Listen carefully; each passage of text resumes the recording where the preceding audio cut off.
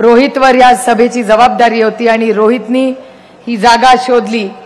SN बापूंनी सदाबापूंनी ठरवलं की आता तिथे आपल्याला नाहीये म्हणून आपण इथे आलो आणि इथे जी विजय आपल्याला मिळाला ती ही लकी जागा आपली ठरली।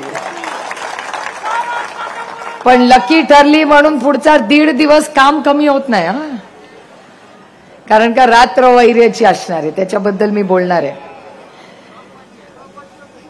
पण मला आज इथे सगळ्यांचीच भाषणं ऐकली, मी अमोल दादाचं भाषण ऐकलं, प्रत्येकाच्या मनात एकच गोष्ट होती आणि मी अमोल दादाचा आवर्जून उल्लेख करणार आहे।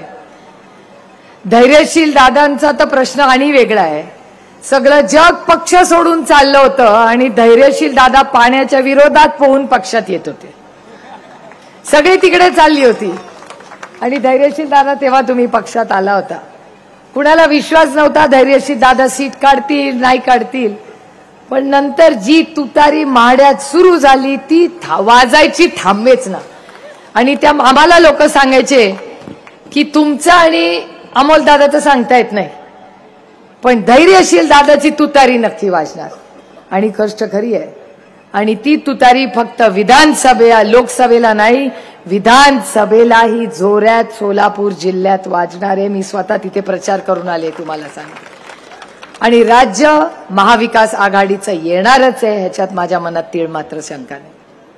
बरेच लोक त्या चिन्हाबद्दल वगैरे बोलत होते, ज्यांनी त्या पक्षाला त्या चिन्हाला मत देणार आहेत, विकास लवांडे तुमच्याही भागात सांगा की त्यांचं मत वाया जाणार आहे।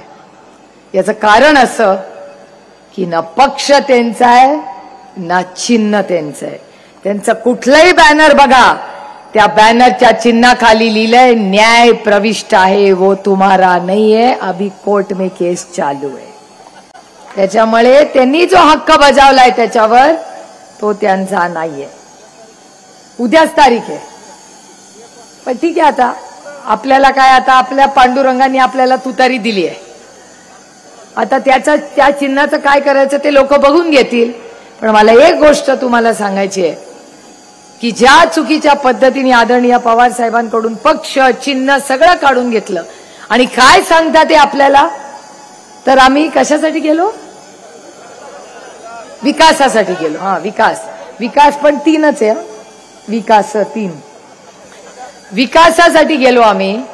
कदाचित त्यांनी भुजबळ साहेबांचं पुस्तक वाचलं नसेल, ते बाकी काही असू दे, आमचे भुजबळ साहेब आमच्यापासून आता जरा वेगळ्या विचारात गेलेत, पण भुजबळ साहेब खरं बोलतात, ते खरं बोलतात आणि शब्दाला पक्के आहेत। त्यांनी एक इंटरव्ह्यू दिला आणि त्यांनी खरं सांगितलं की ते पक्ष सोडून का गेले।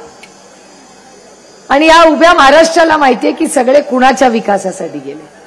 आमच्या रोहितनी तो शब्द सुरू केलाय, मलिदा गँग।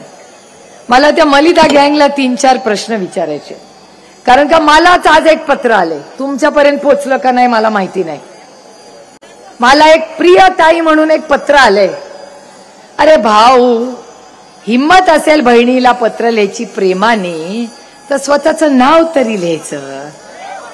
मला पवार साहेबांनी एक गोष्ट शिकवली आहे, नीनानी पत्र आलं तर ते कचऱ्याच्या डब्यात टाकायचं, कारण का निनावी पत्र लिहिणाऱ्याच्या मध्ये हिम्मतच नाहीये। हिम्मत असती तर स्वतःचं नाव लिहून त्यांनी पत्र केलं। आणि काय लिहिलंय पत्रामध्ये की विकास कसा होणार, नवीन चेहरा दिलाय तो कसा विकास करणार। अहो 2009 मध्ये ह्याच बारामतीनी मला दिला होता ना, 1990 साली 1990 मध्ये त्यांना पण मतं दिली होती का नाही। मग 30 वर्षापूर्वी कुणाकडे बघून मला आणि त्यांना पत दिली होती, आदरणीय पवार साहेबांकडे बघून आम्हाला पत दिली होती। मी नेहमी सगळ्या पत्रकारांना सांगते की ओरिजिनल हा मतदारसंघ हा एकाच माणसाला कळतो, त्या माणसाचं नाव शरद पवार। अजित पवार आणि मी दोघंही परिवारवाद आहोत, बरोबर आहे की नाही। मी तर परिवारवाद आहेच, पण अजित पवार पण परिवारवादच आहे। त्यांचे काका माझे वडील, त्यांच्यामुळे तर आम्ही आलो, नाही तर आम्ही दोघं बसलो असतो, तो काट्याचे वडील आणि मी लग्न होऊन जिथे गेले असते तिथे। पवार साहेबांनी आम्हाला संधी दिली आणि त्याच्यापेक्षा जास्त तो पवार साहेबांचा निर्णय तुम्ही मान्य केला म्हणून मी आज तुमच्या समोर उभी आहे. त्याच्यामुळे सगळ्यात श्रेय अजित पवार निवडून आले, मी निवडून आले, ह्याचं सगळं श्रेय तुम्हाला जातं, आम्हाला नाही जात. त्याच्या मागे तुमचं मोठं योगदान आहे. आणि काय म्हणतात तुम्ही काय केलं? अहो वाचू का पाडा? वाचून तर दाखवते पाडा यांचं.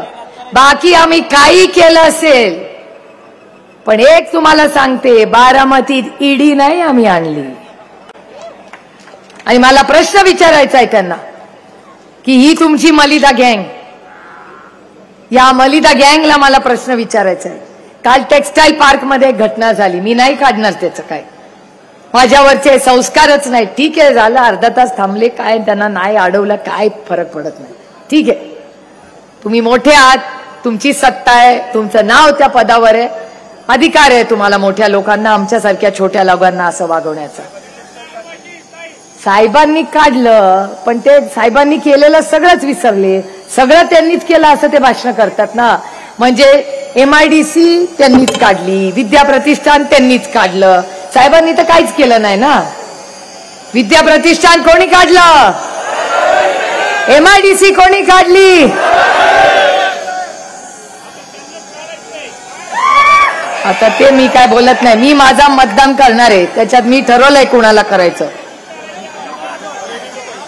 कृषी विज्ञान केंद्र ह्या देशामधलं जे माझे बंधू आज राजेंद्र पवार यशस्वीपणे बघतात, ते कोणी काढलं? म्हणजे MIDC पवार साहेबांनी काढली, शेतीला हमी भाव साहेबांनी दिला, कृषी विज्ञान केंद्र साहेबांनी केलं, आणि या देशातली सगळ्यात मोठी सरसकट 70,000 कोटी रुपयाची कर्जमाफी कोणी केली? तर ते सगळं विसरले, आता जाऊ दे. कारण का त्या मलिदा गँगनी इतकं गुरफटलाय ना त्यांना. तो चष्मा जो अमोल दादाला बदलायला सांगितला तो ह्यांनी बदलला.